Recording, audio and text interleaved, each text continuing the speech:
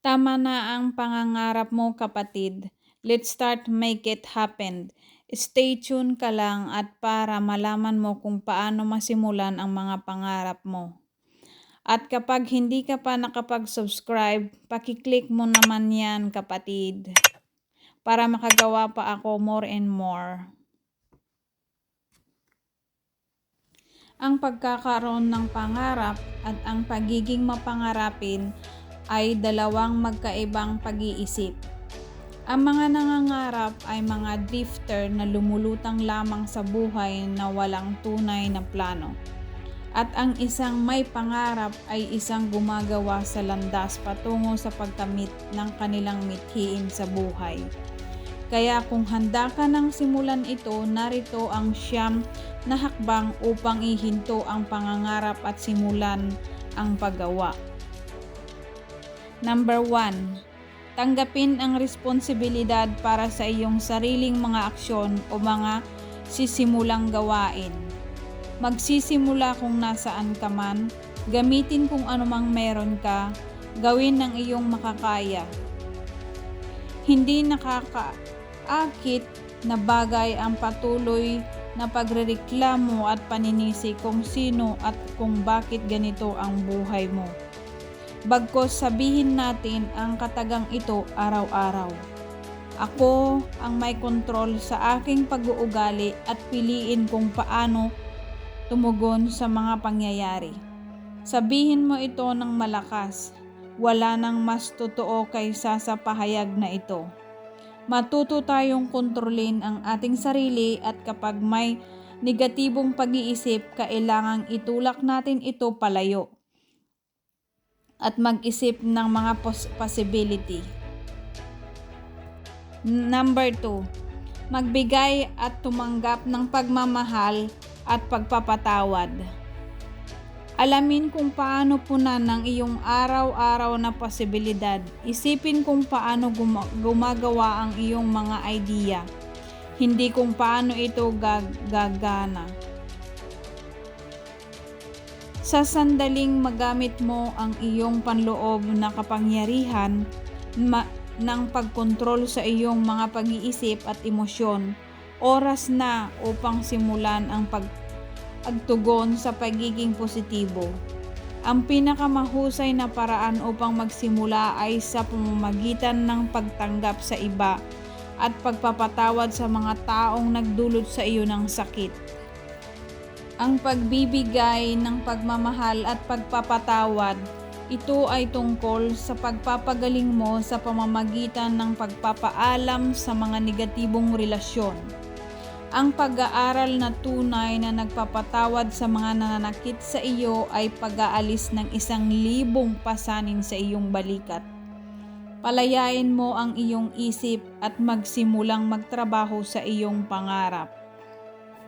Number 3. Tanggapin mo ang sarili mo bilang ikaw. Ngayon na nakatuon ka na sa pamumuhay ng isang positibong buhay, oras na upang tumingin sa salamin at mahalin ang iyong nakikita. Pisikal at mental, walang perpekto. Panahon na para tanggapin na hinding-hindi ka na magiging kung ano ang inaasahan ng lipunan sa iyo. Huwag maghayaang diktahan ka ng ibang tao ang buhay mo. Gawin kung ano ang nagpapasaya sa iyo. Sa halip na mangarap lamang tungkol dito, mahalin ang iyong sarili maging sino ka man. Number 4. Piliin ng wais kung sino ang nakapaligid sa iyo. Ang paglalakbay na ito ay magtatapos sa maraming relasyon sa iyong buhay. Ang mga taong hindi sumusuporta, negatibo at gumagamit sa iyo ay kailangang umalis. Oras na para magpatuloy. Oras na para bumitiw. Mananatili ang tunay na nagmamalasakit sa iyo. Mga rumerespeto sa iyo at tinatanggap ka kung sino ka talaga. Susuportahan ka nila sa buong paglalakbay mo. Number 5. Matutong huwag pansinin ang negatibo mula sa iba. Ngayong nagsisimula ka na sa iyong paglalakbay, magkakaroon ka na ng taong susubukan ang kanilang makakaya na hihilain ka pababa. Iyan ang dahilan kung bakit kailangang kumpletuhin ang mga unang hakbang sa itaas bago magsimula. Kung inihanda mo ang iyong sarili para sa mga haters, magagawa mong umangat. Mas madaling punain ng iba kaysa magtrabaho sa iyong sarili. Ang pagpaalam nito ay nagpagbibigay sa iyo ng kapayapaan tungkol sa kung nasaan ka sa buhay at kung nasaan sila. You are obviously ahead even if it doesn't look like it to others. Keep moving and let them talk. Number 6. Tahimik at mag-ingat na planuhin ng iyong pangarap. Ang pagpapalaya sa iyong isip mula sa iyong emosyonal na bagahe ay nagbibigay sa iyo ng puwang upang tumuon sa iyong mga pangarap. Now, na meron ka ng malinaw na picture, oras na para kumilos. Need mo ng isang plano sa laro. Isulat ang iyong layunin sa pagtatapos sa tuktok ng papel. At sa ibaba naman ay isulat ang mga hakbang na pinaplano mong gawin. Ang kabuuan ng lahat ng maliliit na gawaing ginagawa mo ay katumbas ng isang layunin. Ilagay ito sa araw-araw, lingguhan, buwanang mga gawain na magkakamit sa iyo sa iyong pangarap. Number 7. Gumawa ng bagay kahit ano. Do something or anything. Maraming tao ang makakarating sa hakbang number 6 at ititigil ito. Ang iyong plano ay hindi matutupad sa mahiwagang paraan. You need to move now para maka-moving up ka. Kaya simulan ang pagsasaliksik, paglalakbay, pagbubuluntaryo, pagsusulat at pagtawag, pakikipanayam, pag-gym o ano mang pagkakataon na makikita mo para umunlad ka. Magsimula kung nasaan ka. Gawain ang lahat ng iyong makakaya. Dito magsisimula ang pisikal na gawain. Success usually comes to those who are too busy to be looking for it. Yan ang sabi ni Henry David. Number 8.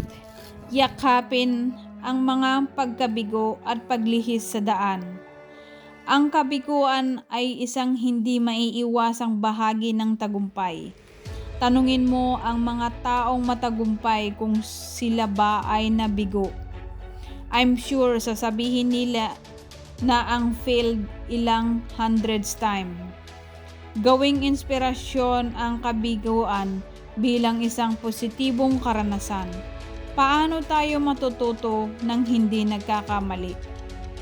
Habang sinisimulan mo ang paglalakbay sa paghabol sa iyong pangarap, maaaring magbago sa buhay mo. Ang pagnanais na makamit ang iyong pangarap ay nakaprogram na sa loob mo. Alamin mo ang regalong bigay ng Diyos sa pamamagitan ng prosesong ito at patuloy na sumulong anuman ang maaaring mangyari. Number 9. Mag-network at gumamit ng mga resources para sa kaalaman. Malalaman mo sa huli na kailangan mo ng ibang pagtulong ng iba para maabot mo ang iyong layunin. Maghanap online na makakatulong sa iyo para ma-improve ang kaalaman mo para sa layunin mo. Ang pagbubukas ng isang pinto ay maaaring humantong sa marami pang pagkakataon.